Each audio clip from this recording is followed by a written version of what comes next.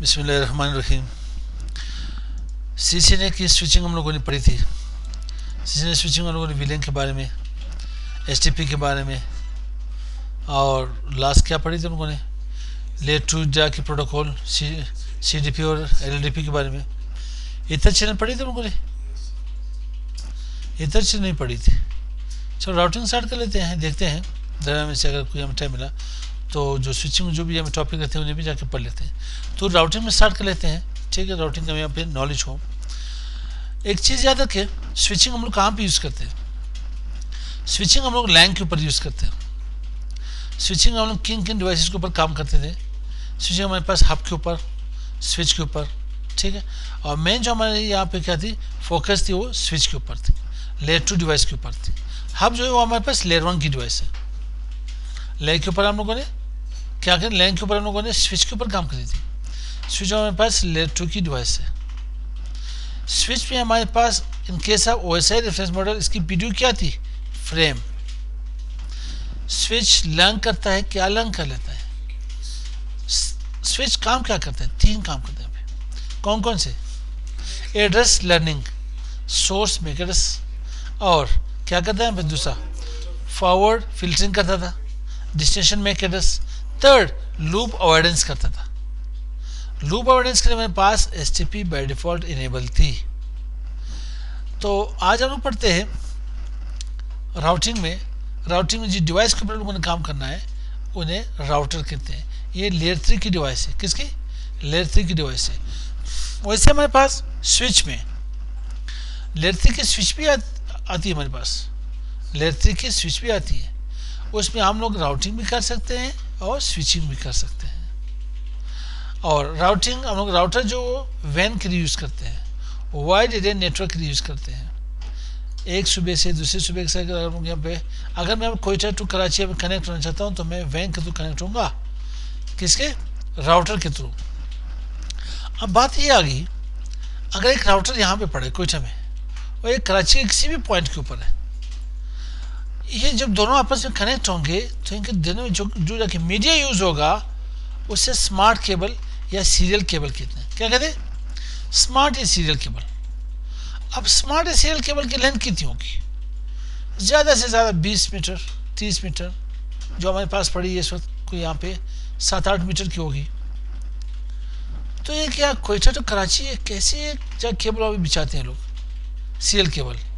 नहीं, ये हमारे आईएसपी के ऊपर वहाँ पे एक डिवाइस होती है, सीएसयू डीएसयू की डिवाइस। सीएसयू एंड डीएसयू की डिवाइस होती है, उधर से हम लोग अपने राउटर को जाके कनेक्ट कर लेते हैं। फिर इसमें 2 साइड होते हैं, डीटी एंड डीसी साइड्स होते हैं।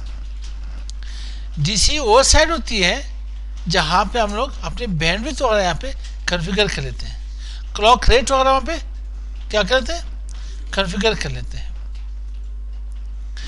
तो हम लोगों ने आज जाना है, थोड़ा सा पढ़ते हैं, देखते हैं राउटर करता क्या है, तो इसको डिफाइन कर लेते हैं। थोड़े से जूम इन कर लेते हैं। A network device that forwards packets from one network to another network. Router में जो बीपीडीओ हमारे पास होती है इन फॉर्म ऑफ पैकेट्स होती है। स्विच में वही डेटा, वही पीडीओ प्रोटोकॉल डेटा यूनिट हमारे पास इन फॉर्म ऑफ फ्रेम हुआ करता था। और फिजिकल लेयर में हमारे पास वही data in form of bits हुआ करता है, क्योंकि वो मीडिया के ऊपर जाती है, केबल के ऊपर वही जाके डेटा जाती है तो बिट्स के फॉर्म में होती है। तो हम लोगों ने लेयर 3 को जाके डिस्कस करते हैं और लेयर 3 की डिवाइस राउटर के ऊपर बात करनी, उन्हें जाके डिस्कस करनी हम लोगों ने। अब क्या होगा कि एक नेटवर्क क्या network device that forwards packets from one network to another network. एक नेटवर्क से दूसरे नेटवर्क में क्या होगा, पैकेट्स डिलीवर होगा, फॉरवर्ड होगा, ठीक है। Based on internal routing tables, routers reads each incoming packets and decide how to forward it. हमारे पास स्विच में एक टेबल थी, उस टेबल का नाम क्या था? उसे कहते थे केम टेबल और मैक टेबल। स्विच करता क्या था? फर्स्ट टाइम ब्रॉडकास्ट करता था। अगर अब मेरे पास वहाँ पे एक्सेस पॉइंट, मेरे पास मतलब वहाँ पे एक्सेस पोर्ट 10 है, 10 पीसी लगे हुए, 10 वर्क स्टेशन कनेक्ट है मेरे साथ। मैं PC1 को PC2 से कनेक्ट करना चाहता हूँ कोई डेटा सेंड करना चाहता हूँ तो फर्स्ट टाइम क्या होगा, वही जाके फ्रेम जाएगा स्विच के पास, वो ब्रॉडकास्ट करेगा तमाम उस पोर्ट के जहाँ पे पीसी, जहाँ पे वर्क स्टेशन कनेक्ट हो। फर्स्ट टाइम जब वो ब्रॉडकास्ट करेगा फिर क्या करेगा, इन्हीं दोनों के एड्रेसेस बाकी सारे डिस्कार्ड कर लेंगे, माँ सेवा जिसके पास फ्रेम जा रही है PC2 के पास, और जिसने फ्रेम भेजी उसी के पास भी वापस ये फ्रेम नहीं जाती। क्या करेगा, स्विच इंटेलिजेंट है, उसके पास एक टेबल है जिसे MAC table, media access control table कहते हैं, या CAM table, content address, memory में हमारे पास एड्रेस होती है, वो उसी में स्टोर कर लेता है, उसके मेक एड्रेस, उसके इंटरफेस, उसकी विलेन, उन्हें क्या कर स्टोर कर लेते हैं। फिर सेकेंड टाइम क्या होगा, ये ब्रॉडकास्ट नहीं करेगा। अच्छा, केम टेबल इन्हीं एड्रेसेस को, मेक एड्रेसेस को कितने टाइम तक इन्हें स्टोर करके रख लेते हैं, 300 सेकंड तक, मतलब ये 5 मिनट तक जाके स्टोर करके रख लेते हैं। हम लोग इनके टाइम बढ़ा भी सकते हैं थ्रू एजिंग टाइम के। तकरीबन इसमें से 10 लाख सेकंड होते हैं, कितने 10 लाख सेकंड होते हैं। अगर 10 लाख सेकंड्स को मैं यहाँ पे यूँ कर लूँ कि हमारे पास 1 आवर में, 1 घंटे में 60 मिनट्स होते हैं, 8 मिनट में 60 सेकंड्स होते हैं, और 24 आवर्स के साथ क्या मल्टीप्लाई कर लेते हैं 86,400। अगर मैं 10 लाख को डिवाइड कर लूँ 86,400 से, तो तकरीबन 11.5 दिन तक आप इन्हें स्टोर कर सकते हो। 11.57 11.5 दिन तक आप इन्हें स्टोर कर सकते हो कि बार बार क्या हो गया वहाँ पे ब्रॉडकास्ट में। मगर इंटरप्राइज नेटवर्क में इतनी एजिंग टाइम ना दें, हो सकता है वहाँ पे ज़्यादा ट्रैफिक आ रही हो, ऐसा क्या हमें मेमोरी बफर ओवरफ्लो हो जाए। हमारे पास मेमोरी कितनी होगी, अब स्विच के ऊपर जाके डिपेंड करती है। एक्सेस लेके स्विचेज है 8000 में कैसे तक जाकर स्टोर कर सकते हैं, 8000 किलो 8 KB तक, किसी में 4 KB, किसी में 12, किसी में 16। तो देखकर के आप कोशिश कर लिए, अगर उसकी टाइम बढ़ाना भी चाहते हैं तो तकरीबन आप जाके 2 आवर्स 3 आवर्स तक रख लें तो बेहतर हो, ज़्यादा एजिंग टाइम के ना बढ़ाएं। इसी तरह हमारे पास राउटर में भी जाके एक टेबल होती है, वो हमारे राउट्स की इंफॉर्मेशन जाके स्टोर कर लेते हैं।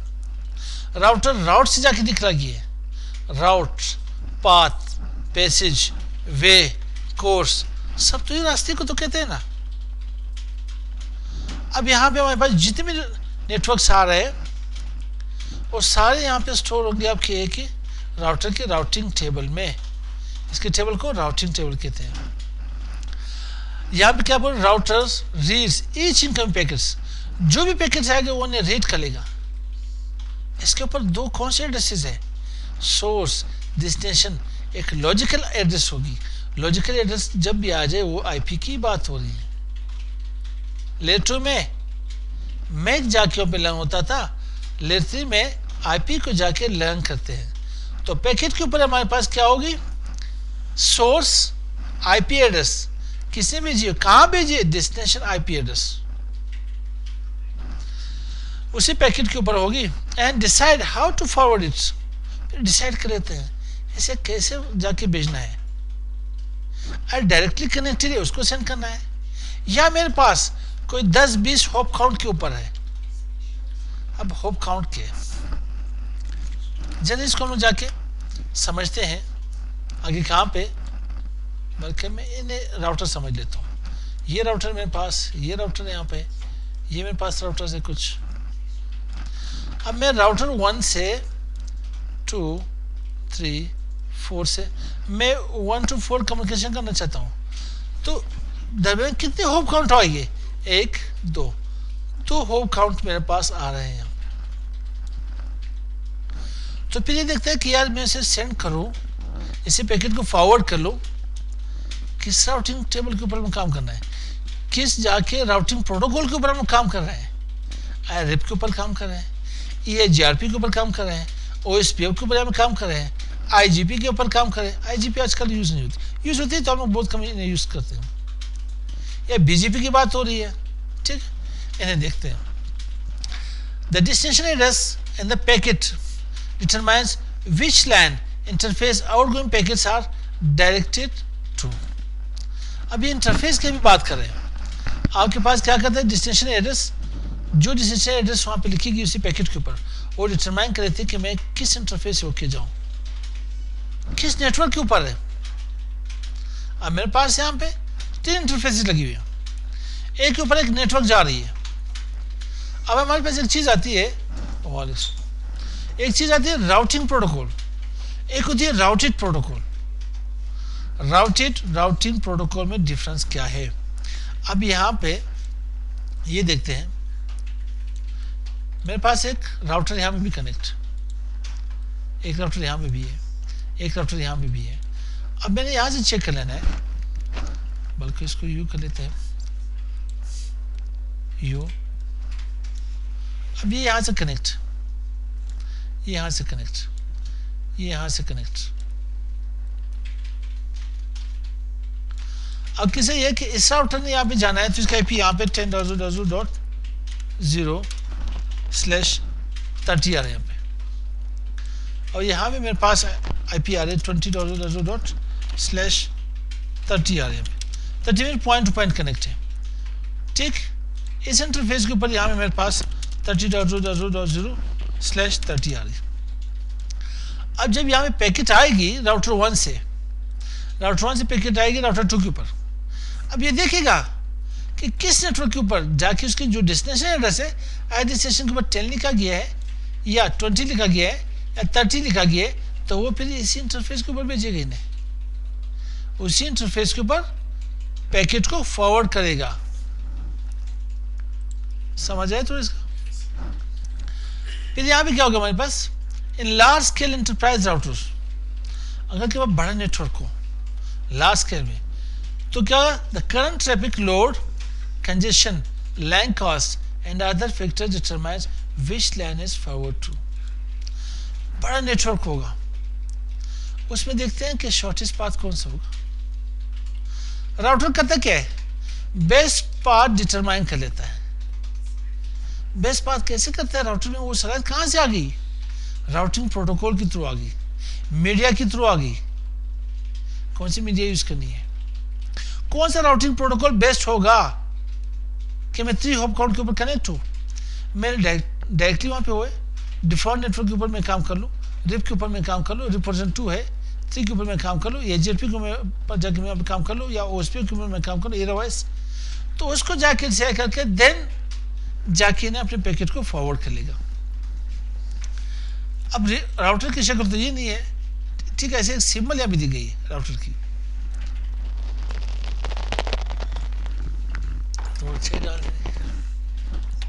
A device that forwards data packets along network.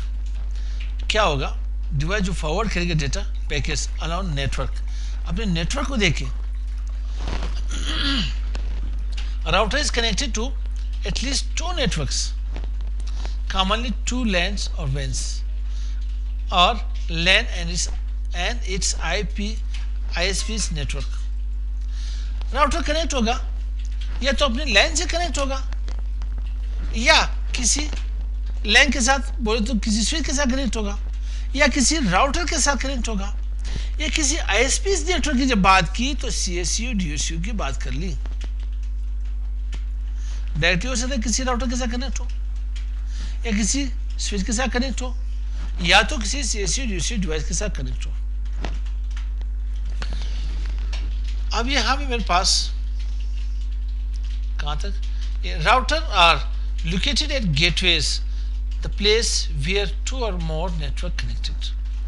अब बात यहाँ भी हो गई कि यहाँ पे मेरे पास ये नेटवर्क है, ठीक है, मेरे पास एक पीसी में यहाँ पे बनाता हूँ,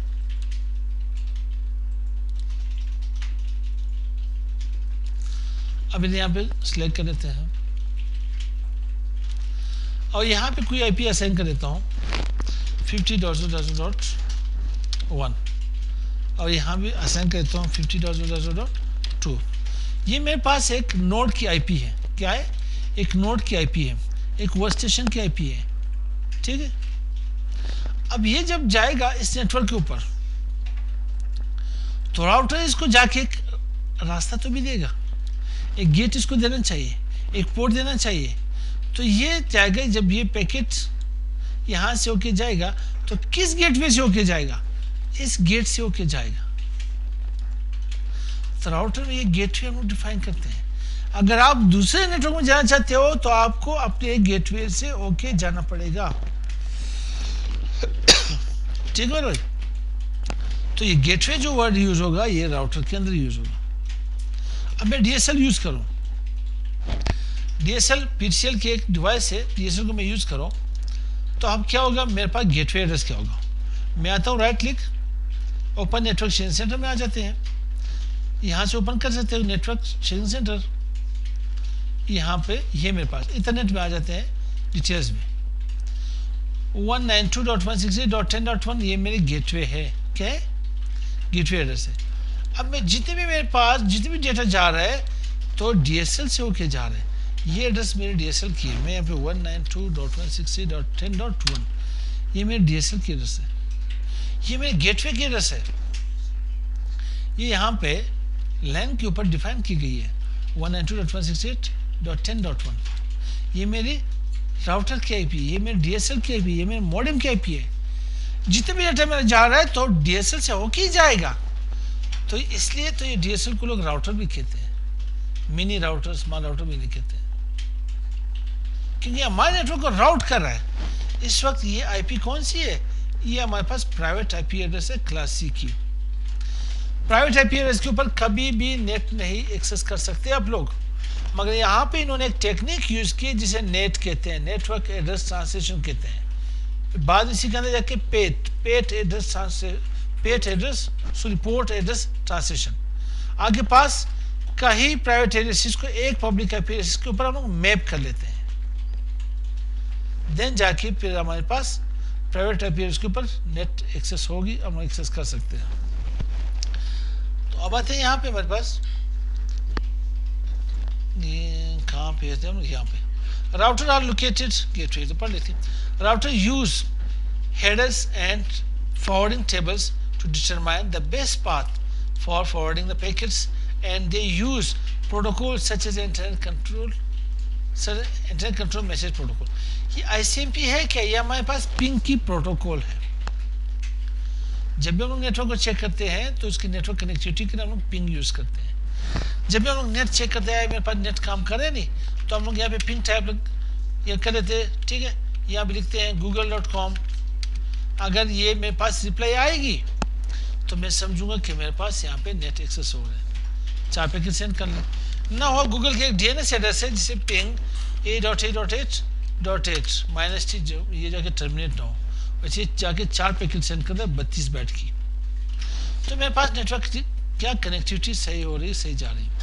तो ये क्या कर राउटर क्या करता है, हेडर्स को यूज करता है कि आके क्या फॉरवर्डिंग टेबल में डिटरमाइन करके बेस्ट पाथ कौन सा होगा। जो भी राउटिंग प्रोटोकॉल हम यूज करेंगे इसी के तो बेस्ट पाथ जाके ढूंढ लेता है राउटर बेस्ट पाथ खुद ही जाके ढूंढ नहीं सकता। पहले अपने जाके राउटिंग टेबल को चेक करेगा, फिर राउटिंग टेबल से देखेगा कि मेरे पास कौन सी राउटिंग प्रोटोकॉल चल रही है। मैं एक बात बताने वाला था, भूल गया था। राउटिंग प्रोटोकॉल और राउटिंग प्रोटोकॉल है क्या। अब मेरे पास यहाँ पे जो आईपी आ रही है 10.0.0.0.0 20.0.0.0 30। अब जब ये डेटा जाएगा यहाँ से एसपीसी के पास, ठीक है, एसपीसी के पास जाएगा, कर ले, मैं सिलेक्ट कर ली। यहाँ पे कोई और आईपी मेरे पास आ रही, यहाँ पे आ रही 40.0.0.0/248 कर लेते हैं। ठीक है, 248 में कितनी आपके पास आईपीज होती है? 8 होती है। तो 2 जब जाके माइनस कर लेते हैं ब्रॉडकास्ट और नेटवर्क को। अब ये होगा जब ये फ्रेम यहां से आएगा, ये इन आईपीएस को क्या कहते हैं? इसको कहते हैं राउटेड प्रोटोकॉल। क्या कहते हैं? जब इंटरफेस के ऊपर आप कोई आईपी असाइन करते हो इसे राउटेड प्रोटोकॉल कहते हैं। क्या कहते हैं? Routed protocol. राउटेड प्रोटोकॉल आपकी आईपी को कहते हैं। क्या? आईपी से पहले आईपीएक्स हुआ करता था। ठीक मेरे भाई। अब जब ये आईपी यूज करोगे ये डिफरेंट नेटवर्क के पास जाएगा तो किसी राउटिंग प्रोटोकॉल के थ्रू जाएगा। किसके थ्रू जाएगा? कोई राउटिंग प्रोटोकॉल के थ्रू जाएगा। अब वो राउटिंग प्रोटोकॉल मेरे पास सिर्फ भी हो सकता है, वही राउटिंग प्रोटोकॉल मेरे पास EIGRP भी हो सकती है। EIGRP से पहले IGP आती थी, वही राउटिंग प्रोटोकॉल OSPF भी हो सकता है। ठीक, इसे हम लोग क्या कहते हैं? Routing protocol. राउटिंग प्रोटोकॉल को, डिफरेंट राउटिंग प्रोटोकॉल को राउटिंग प्रोटोकॉल के थ्रू हम जाके राउट कर लेते हैं। और यहाँ पे आते हैं to communicate with each other and configure the best route between any two hosts। दो नेटवर्क मेरे पास हो गए तो मैंने क्या करना है, यहाँ पे दो मेरे पास यहाँ पे डिफरेंट नेटवर्क हो गए। मैंने पिंग के थ्रू इन्हें ICMP की प्रोटोकॉल है पिंग, सो पिंग की प्रोटोकॉल है SMP, internet control message protocol. इसके थ्रू मैंने चेक करना है कि बेस्ट पाथ कौन जाके ढूंढता है, मेरे पास कोई राउटिंग प्रोटोकॉल ही जाके ढूंढेगा। और यहाँ पे मेरे पास क्या आ रहा है? Very little filtering of data is done through routers। इसमें फिल्टरिंग भी जाके होती है। क्या होती है इसमें? इसमें फिल्टरिंग भी कर सकते हैं। वैसे फिल्टरिंग हम लोगों ने पैकेट फिल्टरिंग करनी है, ACL वगैरह हम लोग यहाँ पे लगा सकते हैं। वैसे हम लोगों ने पैकेट फिल्टरिंग वगैरह करनी है तो फायरवॉल के थ्रू करते हैं। किन पैकेट्स को रोकना है, किन्हें जाने देना है, किसको अलाउ करना है, ठीक है। परमिशन वगैरह हम लोग जहाँ पे यूज़ करें वो डिवाइस है फायरवॉल की, तो इसके अंदर भी जाके हम लोग कुछ पैकेट फिल्टरिंग वगैरह कर सकते हैं। तो मिलते हैं इंशाल्लाह नेक्स्ट वीडियो में। अस्सलाम वालेकुम।